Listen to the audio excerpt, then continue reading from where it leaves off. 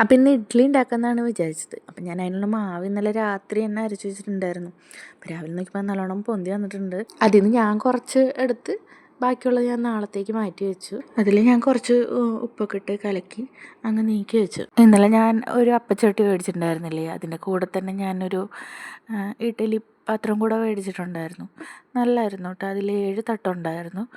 2 ചെറിയ ഇഡ്ഡലി തട്ടും 2 വലിയ ഇഡ്ഡലി തട്ടും പിന്നെ ഒരു സ്റ്റീം ചെയ്യാൻ പറ്റിയൊരു തട്ടുണ്ടായിരുന്നു. പിന്നെ വേറെ 2 തട്ടും കൂടെ ഉണ്ടായിരുന്നു. പിന്നെ ഞാൻ വേഗം തന്നെ ആ ചെമ്പ് കഴുകി അതിൽ കുറച്ച് വെള്ളം എടുത്ത് അടുപ്പത്ത് വെച്ചു. പിന്നെ ഞാൻ ആ തട്ടുണ്ടായിരുന്നതും കൂടെ കഴുകി വേഗം ദോശ മാവ് അതിലോട്ട് പകർത്തി. അപ്പോഴേക്കും വെള്ളം തിളച്ച് വന്നിട്ടുണ്ടായിരുന്നു. അപ്പം ഞാൻ വേഗം ആ തട്ട് അതിലോട്ട് ഇറക്കി വെച്ചിട്ട് ആ സമയം കൊണ്ട് ഞാൻ തേങ്ങ അരയ്ക്കാമെന്ന് വിചാരിച്ചു. അപ്പോൾ വേഗം പോയി തേങ്ങയൊക്കെ ചിരകി എടുത്ത് വെച്ചിട്ടുണ്ടായിരുന്നു. അപ്പോൾ അത് ഫ്രിഡ്ജിൽ നിന്ന് എടുത്ത് വേഗം മിക്സിയിൽ അരച്ചിട്ട് കൊണ്ടുവന്നു. അപ്പോഴത്തേക്കും ഇഡ്ഡലി ആയിട്ടുണ്ടായിരുന്നു. അപ്പം ഞാൻ തുറന്ന് നോക്കിയപ്പോൾ ആവിയൊക്കെ പോകുന്നുണ്ട് നല്ല അടിപൊളിയായിട്ട്. അപ്പം ഞാൻ വേഗം ഗ്യാസ് ഓഫാക്കി ഞാനത് മാറ്റി വെച്ചു. അപ്പോൾ ചട്നിക്കുള്ള കടുക് വറക്കാമെന്ന് വിചാരിച്ചു. അപ്പോൾ ഈ പാത്രം ഞാനിവിടെ നിന്ന് അടുത്തുനിന്നൊരു കടയിൽ നിന്ന് മേടിച്ചത്. അതിലോട്ട് ഞാൻ കുറച്ച് എണ്ണ ഒഴിച്ച് ചൂടായി വന്ന സമയത്ത് ഞാൻ കുറച്ച് കടുകും ഉണക്കമുളകും ഉണ്ടായിരുന്നു, അത് ഒരെണ്ണം പൊട്ടിച്ചിട്ടു.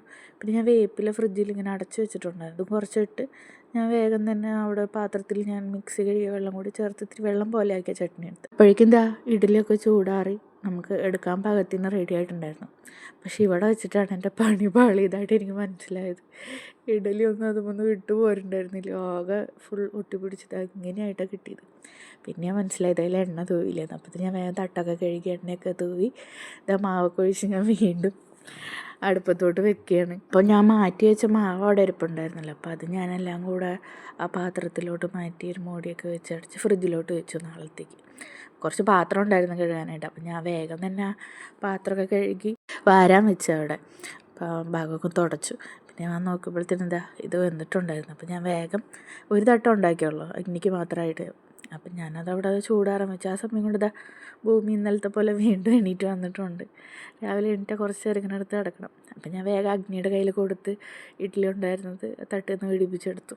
ഇപ്രാവശ്യം എന്താണെന്നറിയില്ല, വേഗം കറക്റ്റായിട്ട് വന്ന്. അത്രയ്ക്ക് അങ്ങോട്ട് റെഡി ആയില്ലെങ്കിലും കുഴപ്പമില്ലാത്ത രീതിക്ക് വന്ന്. ഞാനതൊക്കെ എടുത്ത് ഡൈനിങ് ടേബിളിൽ കൊണ്ടുവച്ച് അച്ഛൻ തിന്നുന്ന കൂടെ ഭൂമി അച്ഛന് വാരി കൊടുക്കും. അപ്പോഴത്തേക്ക് അഗ്നിക്ക് പോകാനായിട്ടുണ്ടായിരുന്നു. അപ്പോൾ അഗ്നി ടാറ്റയൊക്കെ പറഞ്ഞ് ഉമ്മയൊക്കെ തന്ന് സുന്ദരി ടാറ്റൊക്കെ കൊടുക്കുന്നുണ്ട്. അപ്പോൾ അങ്ങനെ പോയി. പിന്നെ ഞങ്ങൾ താഴെ പോയി. രാത്രി ഞാൻ വാഷിംഗ് മെഷീനിൽ കുറച്ച് തുണി ഇട്ടുണ്ടായിരുന്നു അലക്കാനായിട്ട്. അപ്പം ഞാനത് പോയി വേഗം വിരിച്ചിട്ടു. ആ ഓടി നടക്കുന്നതുകൊണ്ട്. അപ്പം ഇന്ന് ഇത്രയേ ഉള്ളൂ. ബായ്.